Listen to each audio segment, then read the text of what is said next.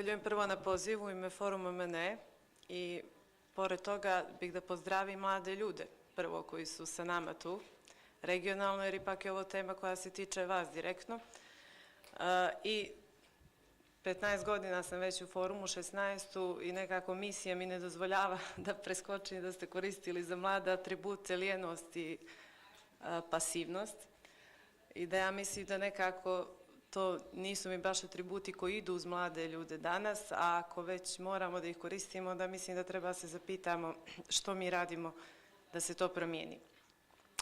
Forum MNE primarno polje našeg rada je omladinski rad i te priručnike i brošure koje ste našli, ja pamtim da smo mi 2005. godine izdali baš publikaciju Omladinski rad u Crnoj Gori i tada pričali o stanju omladinskog rada kod nas.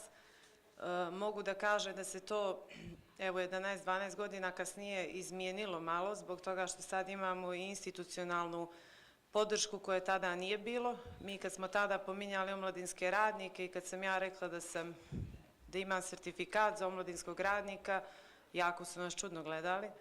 Slabo se pravila razlika između rada sa mladima i omladinskog rada i onoga što omladinski rad u Crnoj Gori predstavlja. Što se danas zadržalo dosta u odnosu na taj period je da je omladinski rad i dalje prisutan uglavnom najviše kroz rad nevladinih organizacija, znači organizacija civilnog društva. Imamo promjenu da se priča malo drugačije, tako da i prvi zakon o mladima koji je Vanja pomenula, koji je usvojen prošle godine, ja mislim u članu 5 definiše baš omladinski rad i kaže se da omladinski rad predstavlja aktivnosti koje se organizuju za mlade i sa mladima, zasnivaju se na neformalnom obrazovanju, naravno i omladinski rad je najviše prisutan u tom polju obrazovanja, upravo neformalnom obrazovanju i u skladu je sa njihovim potrebama i mogućnostima. 2002. godine Forum MNE imao definiciju da omladinski rad pomaže razvoju mladih ljudi u svjesne, odgovorne i aktivne građane i omogućava da oni razviju svoje pune potencijale. Debata velika koja se vodi, a vi ste svi iz regiona, koliko sam shvatila, tako, dosta vas je, jeste o profesionalizaciji omladinskog rada i u tome koliko to polje treba ili ne treba urediti na neki način. Forum MNE vjeruje da treba i jedno od naših polja djelovanja je baš profesionalizacija omladinskog rada i naravno servisa za mlade, tako da smo nakon 8 godina, po prvi put ove godine u martu, u Crnoj Gori imamo priznato zanimanje omladinski lider. Znate da na evropskom nivou imamo youth worker i youth leader. Kod nas nije omladinski lider, nego omladinski aktivista, zbog toga što kao lider nisu htjeli da nam daju da ga akreditujemo kako bi pratilo te sve evropske standarde, jer im je to bila asocijacija na političke partije. Tako da kod nas je priznato zanimanje od Nacionalnog savjeta za obrazovanje omladinskih aktivista i baš kao što vi sad imate još 2 dana ili dan obuku za omladinske radnike u Omladinskom centru u Podgorici, a uz podršku Ministarstva sporta kroz konkurs koji je Vanja pomenula, teče prva pilot obuka za prvu generaciju omladinskih aktivista koji će da dobiju naredne godine sertifikat od strane Centra za stručno obrazovanje da mogu da se bave tim poslom i nekako se mi nadamo da treba obučavati, naravno vas, vi to već radite, ali sve one koji rade sa mladim ljudima na način da svom poslu stvarno pristupaju profesionalno, analitično, studiozno, da odgovorno rade sa mladim ljudima, jer treba da znamo ko radi s našim mladim ljudima i šta radi, bilo u omladinskim klubovima i centrima. Tako da imali smo, kad je u pitanju omladinski radnici i obrazovanje za omladinske radnike, kroz jedan veliki tempus projekat bio je regionalni.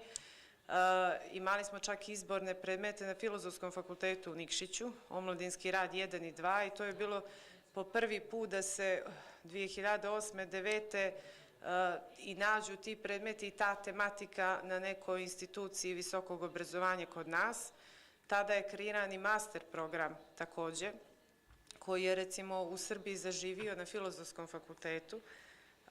Kod nas, nažalost, nije, jer tada nije bilo sluha za to, tako da mi, da kažem, kad je u pitanju profesionalizacija omladinskog rada, kažemo da je taj omladinski aktivista onaj prvi početni nivo, a omladinski radnik nešto što ide već nakon toga i mi nekako zagovaramo da je za to potrebno neko veće obrazovanje. Mislim da primjer iz regiona, mi u Crnoj Gori to još uvijek nemamo, kako je Vanja pomenula, nemamo još uvijek regulisanu ni krovnu organizaciju mladih na način koji nekako zadovoljava potrebe koji bi trebalo da zadovolji jedna takva nacionalna krovna organizacija, ali Srbija recimo ima napor, to vjerojatno ako ima ljudi iz Srbije znaju i onih koji nisu iz Srbije vjerojatno su upoznati, to je Nacionalna asocijacija praktičara omladinskog rada i to je bio jedan, da kažem, jako koristan korak, iako i oni imaju izazova u polju profesionalizacije omladinskog rada. Tako da to je otprilike neki pregled. Ja, znajući koliko trenutno stvarno Ministarstvo sporta i Direktorat za mlade radi i ohrabruje i činjenica, znači da imamo sad izmjene Zakona o mladima koji je usvojen prošle godine, znači da se tako brzo reaguje, da se izmijene neke stvari koje tim zakonom nisu regulisane.